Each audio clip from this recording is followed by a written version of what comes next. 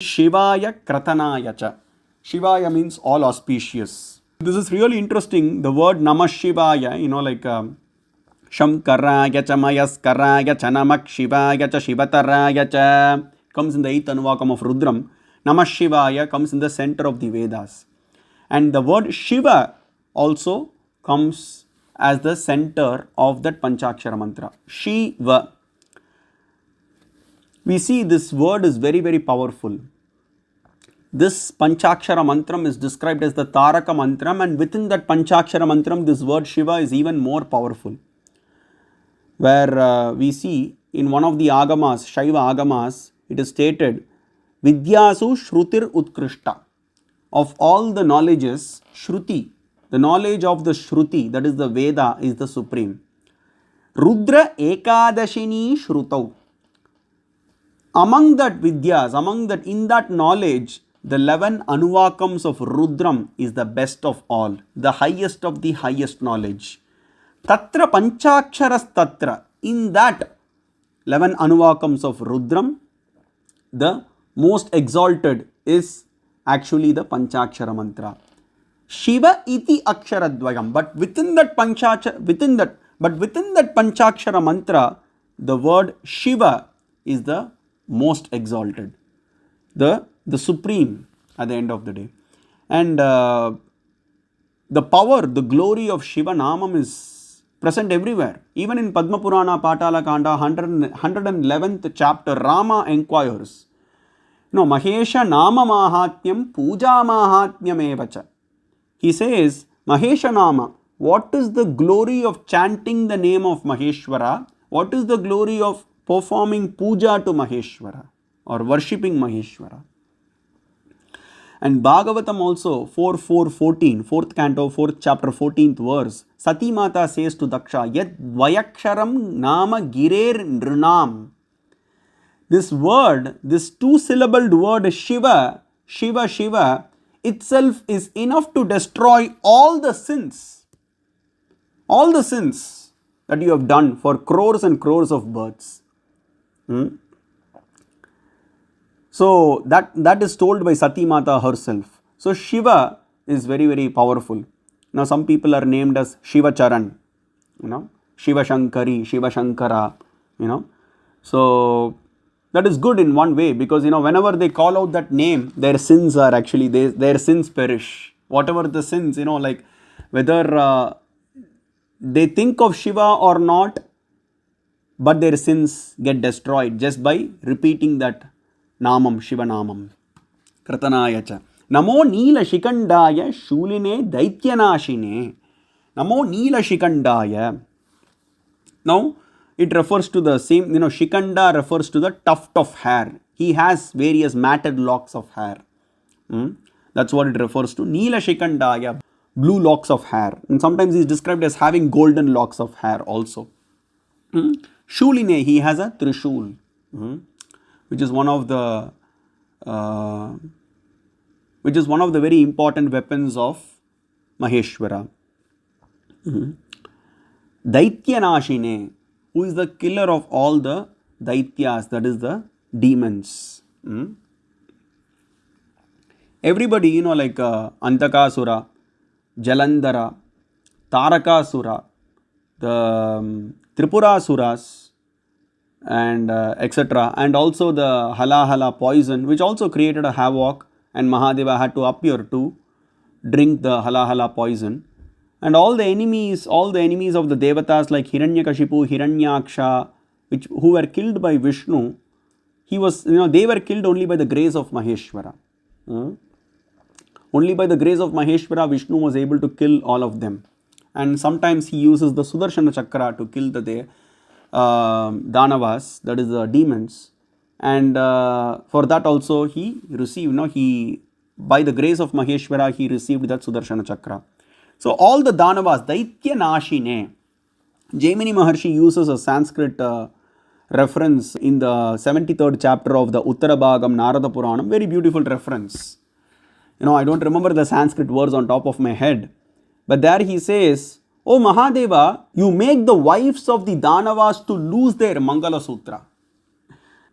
at the time of marriage, where actually the husband puts it on the wife's neck, the Mangala Sutra. So when the husband disappears, the Mangala Sutra should be removed at the end of the day by the wife. So here he says, Jaimini Maharshi says, you make the wives of the Danavas to lose their Mangala Sutra, because he kills the demons at the end of the day. Wives of the demons become husbandless and they will have to remove the Mangala Sutra. So he makes that kind of a statement, very beautiful statement. So Daitya Nashini, that's what here it refers to. Mahadeva. Mahadeva is referred to as Daitya Nashini. Ugraya cha trinetraya hiranyavasuretase anindyayam bikhabartre sarvadeva stutaya cha. Ugraya, again, like Bhima, Ugra, Ghora. He takes those fierce forms to destroy the ego of the Devatas and Danavas. Trinetraya, as we saw, Trembaka, we saw that before.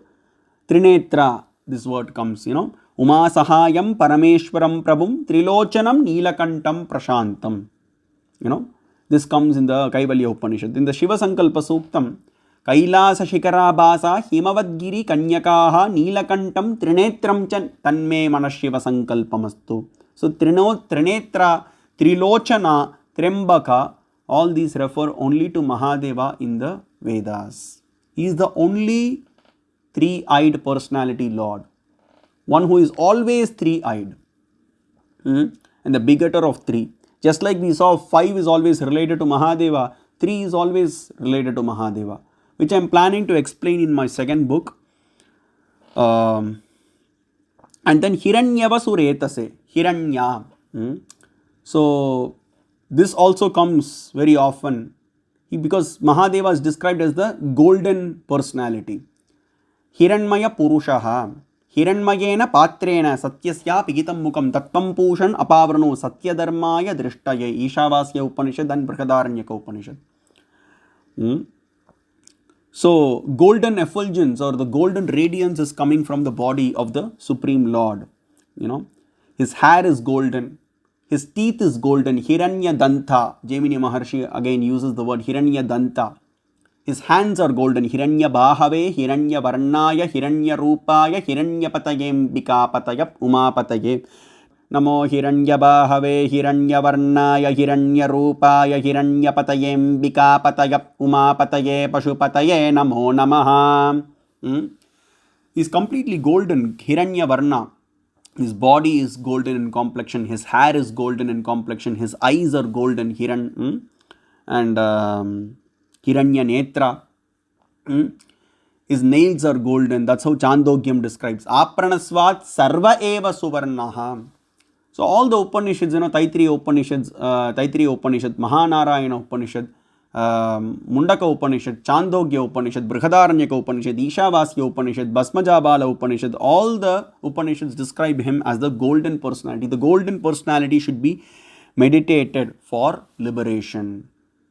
Whereas if you take, like Vishnu, who is described as dark in complexion, or Brahma is described in a different way, actually. So it's only Mahadeva who is described as golden in complexion, and the golden personality should be meditated for liberation. That's what the Upanishads and the Vedas describe. Hiranya also very often comes in Rudram, definitely for sure.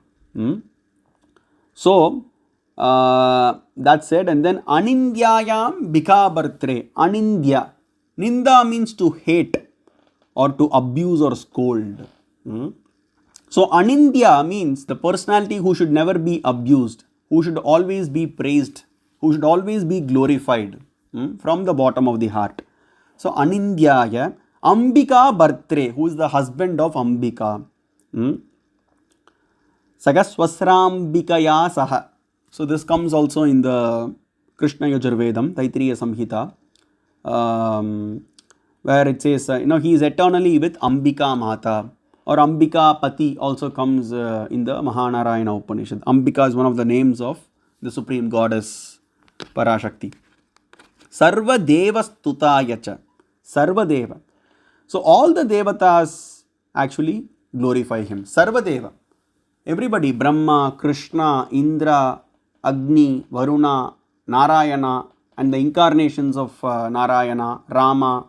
So we see Rama doing this Navaka Stuti to Lord Shiva.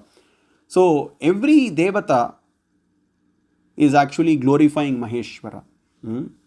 The Lord of Vaikunta or the Lord of Satyaloka, that is Brahma, the Lord of Goloka and the Lord of Swarga. Everybody, glorify Maheshwara, and all the domains, all the lokams, that we describe the worlds, are obtained by those devatas by the grace of Maheshwara. This is also told in the Puranas, and also it is told in the Rigvedam, 5th canto, 3rd chapter, 3rd verse. Tavashriye maruto marjayanta rudrayate janima charuchitram padam yat vishnor upamam nidayi tenapasi guhyam namagonam. So, for this, the supporting fact is present in the Parashara Upapurana 16th chapter, 14th and the 15th and the 16th verse. Dadati sarva jantunam achiradeva sattama raudram lingam mahavishnur bhaktya shuddham shilamayam charuchitram samabhyarchya labdavan paramam padam yachalakshmik samakyata mahavishnushcha vallabha yasya lingam samabhyarchya sampujyaha sarva chetanaihi. So Vishnu acquired the post of Vishnu by the grace of Mahadeva. He acquired Lakshmi as his wife by the grace of Mahadeva. He acquired Vaikunta, the domain Vaikunta, by the grace of Mahadeva. He acquired the Maya Shakti by the grace of Mahadeva. He acquired the Sudarshana Chakra by the grace of Lord Shiva. He became called as, he was called as Pundarikaksha, the lotus-eyed, by the grace of Maheshwara. Because he offered, since he offered his eyes instead of that lotus, he was called as Padmaksha and Pundarikaksha by Mahadeva himself. And he became known as Pundarikaksha.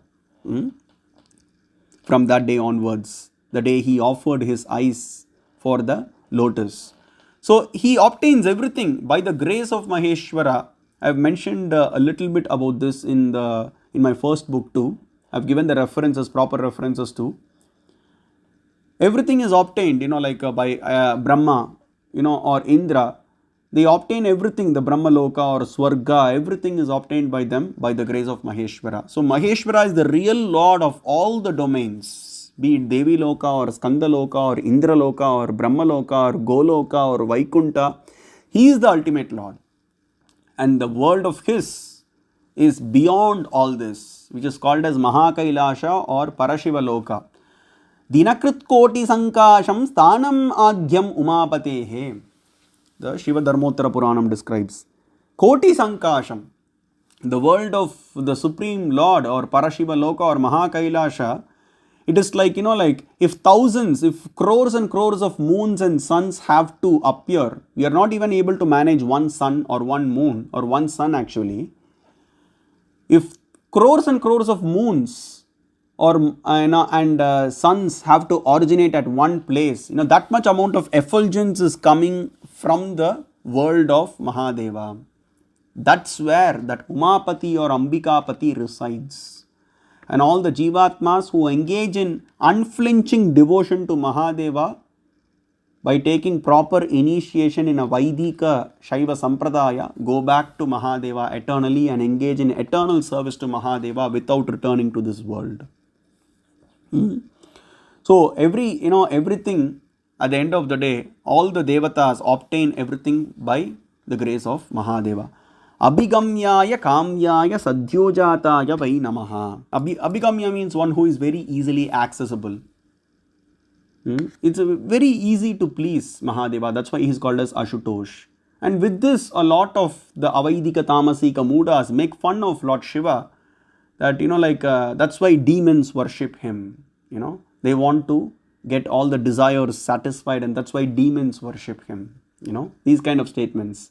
But we see the kind of personalities like Upamanyu, Veerabhadra, Kalabhairava, Kartikeya, Nandi, Dadichi Maharshi, Gautama Maharshi, Galava Maharshi, Jaimini Maharshi, Shvetashvatara Maharshi. They are all great personalities at the end of the day. They worship Mahadeva and they attained Mahadeva.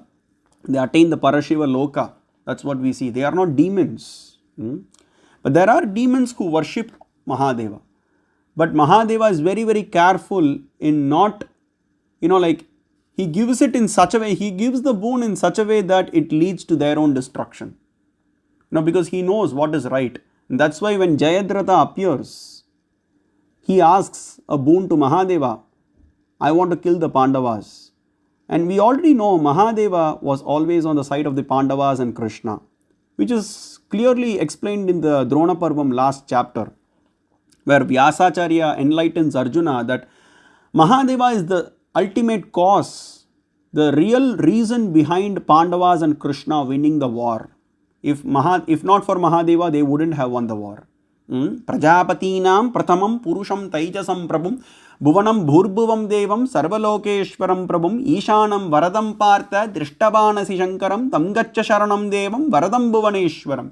Beautiful description Vyasacharya makes, that he is the ultimate cause, he is the reason behind the Pandavas and Krishna winning the war, and not otherwise. When Jayadratha asks a boon from Mahadeva like that, Mahadeva is always careful that wherever righteousness is, that's where victory will be there. So victory is for people who are in the righteous path. So by default, he was on the side of the Pandavas and also Krishna, and he was the reason behind Pandavas and Krishna winning the war. So to Jayadratha, he says, I cannot give you that boon. He says that I cannot give you that boon. Whereas I can give you a boon where you can control the other 4 Pandavas in one of the days in the war. That led to the result of Abhimanyu's death. Some of the Tamasika, Avaidika Mudas, they try to make fun of Mahadeva that demons worship. Demons are the ones who worship Mahadeva. But we see Devatas, even Vishnu or Krishna or Rama or Narasimha worship Mahadeva.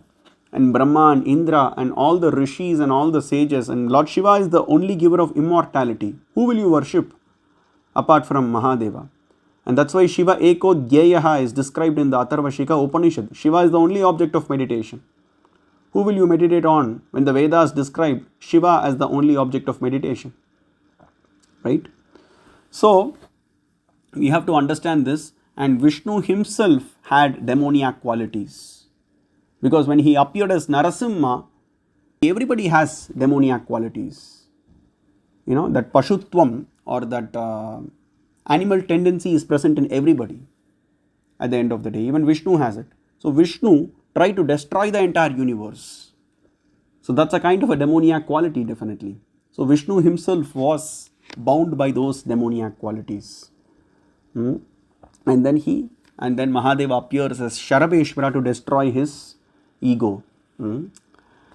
So he is worshipped by everybody, the Devatas, the Danavas, the Rishis who aspire to attain him, to worship his lotus feet and to attain liberation. Everybody are, Mahadeva is the praiseworthy Lord, and he is worshipped by everybody in the entire universe.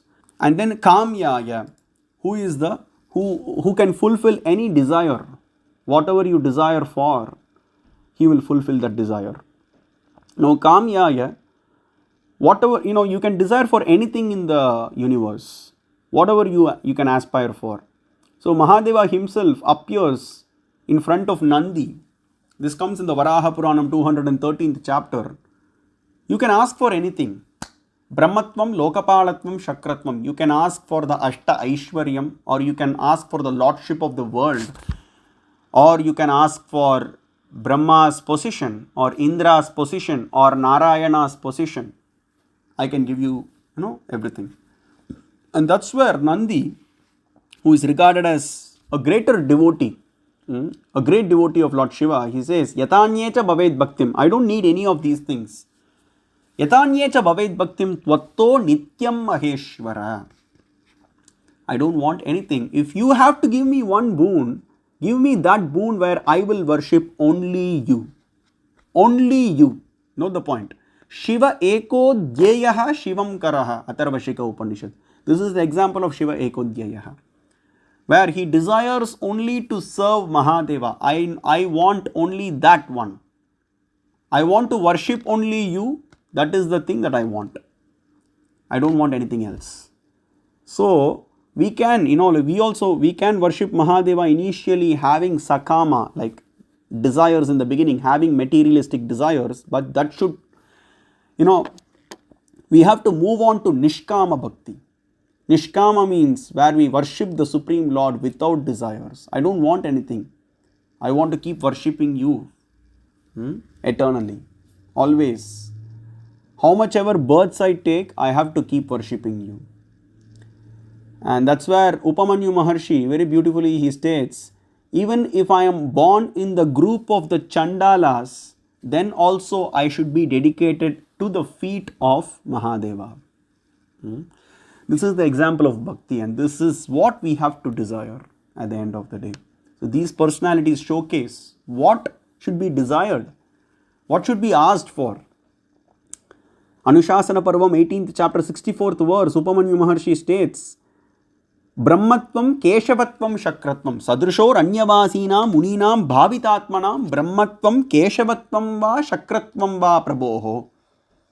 So Brahmatvam Keshavatvam, Mahadeva can grant even the positions of Brahma, Keshava and Shakra, that is Indra. There is nothing that is impossible for Maheshwara. Whatever you want, he will grant you. So, but we need to know what we should desire for. Even if you become Vishnu or Brahma, what is the use? Because even Brahma and Vishnu are bound by age. So Krishna says to Radha in the Brahma Vaivarta Puranam, Krishna Janma Kandam, 36th chapter if I am not wrong, there he says, Naham Janami Ka Shrutihi. I am not aware of Mahadeva's age. And even the Vedas cannot understand his age. In another place, Vishnu says that even the Vedas are still searching for your feet, O Mahadeva. Varshakoti sagasram tu sagasrabdair atanvaham bhaktya sampujitopisha padono darshitastvaya. I have been searching for your feet for crores and crores of years.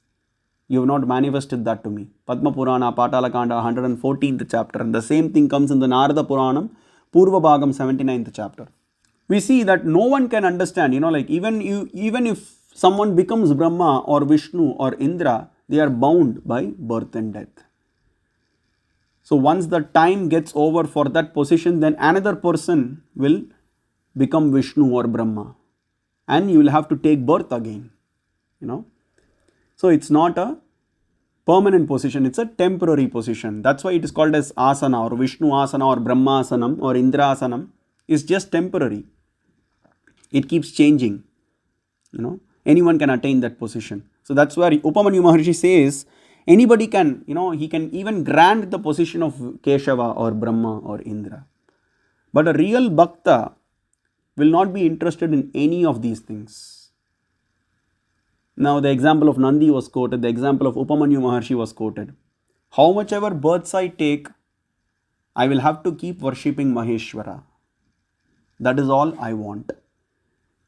I'll have to, Oh Mahadeva, please make me take birth in a family who is inclined to worshipping you alone as the Supreme Lord. I don't want anything. This is what I want. So, this is the example of a devotee. So, Kamyaya, you can desire, you can ask something, but that ask should be bigger. If you ask for himself, that is the greatest. If you ask for anything apart from Mahadeva, that is temporary. If you ask for himself, I want you, O Mahadeva, that is the greatest desire. Okay. So, Sadhyo Jataya Vai Namaha, the next name. Sadhyo Jatam Prapadyami Sadhyo Jataya Vai Namo Namaha Bhave Bhave Nati Bhave Bhavaswamam Bhavod Bhavaya Namaha. Sadhyo Jata is one of the names of Lord Shiva. The first phase, when the first phase of Mahadeva is described, that name is given as Sadhyo Jata. Sadhyo Jata Vamadeva Aghora Tatpurusha Ishana, the heart of Vedanta. After Rudram, these Panchabrahma mantras are really, really important that every Shaivite should know about, which is the heart of the Upanishads. So here, Sadhyo Jata is described as Prapadyami, I surrender. Sadhyo Jatam Prapadyami, I surrender to you, O Sadhyo Jata. Even the concept of surrender comes for Lord Shiva only in the Vedas. in the Trembaka mantra, in the Trembakai Yajamahe Sugandhim Pushtivardhanam Urvarukamiva Bandhanan Mrutyor Mukshi Yamamritat. We beg for immortality from the three-eyed Supreme Lord. We beg, we surrender. I surrender to you. Please grant me immortality. Please give me moksha. That is what we beg from Mahadeva. And Prapadye Sharanam Devam Varadam Bhuvaneshwaram. Vyasacharya very often in the Drona Parva, last chapter of Mahabharata, he states to Arjuna, go and surrender. Go and surrender to Mahadeva. Go and surrender to that Bhuvaneshwara. Sharanam Gacha Kaunteya Varadam Bhuvaneshwaram. O Kaunteya, O Partha, O Arjuna, go and surrender to that Bhuvaneshwara, who is the Lord of the universe and who is the giver of boons. Varadam Bhuvaneshwaram. Sharanam Gacha Kaunteya Varadam Bhuvaneshwaram. Prapadye Sharanam Devam Varadam Bhuvaneshwaram. Almost 5 to 6 times he tells that, to Arjuna. Go and surrender, go and surrender. And here also we see Prapadhyami. Oh Sadyojata, I surrender to you. Sadyojata, I surrender to you. Prapadhyami Sadyojata Yavai Namo Namaha. Bhave Bhave Nati Bhave. Bhava means, the ocean of, one meaning is actually the cause of creation.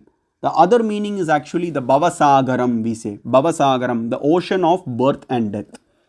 So don't ever put me, Nati Bhave, don't ever put me into that repeated cycles of birth and death. Oh Mahadeva, please grant me liberation. So that is what we beg from Sadyojata. Right? So, and this, interestingly, the concept of surrender or the concept of asking liberation or the granting immortality is not present for any other devata like Vishnu or Brahma or Indra in the Vedas or Upanishads. It is only referring only to Mahadeva. It is only referring to Mahadeva. Mahadeva is that ultimate Lord of immortality. Jabala Upanishad describes that one has to recite the names in Rudram to attain immortality. And now one might get the question, Bhagavad Gita 18th chapter 66th verse states, Sarvadharman Parityajya Mamekam Sharanam Vraja. But again, we have to understand, we have discussed this many times, Bhagavad Gita is actually the words of Mahadeva. Krishna is just an instrument in conveying the message of Lord Shiva to Arjuna. So that Sharanagati, and also Shiva Gita mentions this verse where Shiva tells this to Rama. In the 14th chapter of Shiva Gita, Sarvadharman Parityajya Mamekam Sharanam Vraja Aham Tva Sarva Papebhyo Moksha Yishyami Ma Shuchaha comes in the Shiva Gita. And Bhagavad Gita is also spoken by Mahadeva only. Krishna is just an instrument or a medium where he conveys that knowledge of Shiva to Arjuna. And in the verses a little bit before, in that same Bhagavad Gita, there is a reference. Ishwarak sarva bhutanam hriddhesher jana tishtati brahmayan sarva bhutani yantra rudani mayaya. So there it says that Shiva or Ishvara resides in the heart of all the living entities. And Tameva Sharanam Gacha Sarva Bhavena Bharata. Here Krishna says Tameva Sharanam Gacha. Surrender to that personality. Surrender to that personality who is residing in the heart of all the living entities. Sarva Bhavena Bharata Tat Prasadat Param Shantam Sthanam Prapsyasi Shashvatam. By doing so, you will attain the Parashanti, the highest peace to be attained. And also in that, so there, another connection is that Ishwarak Sarva Bhutanam.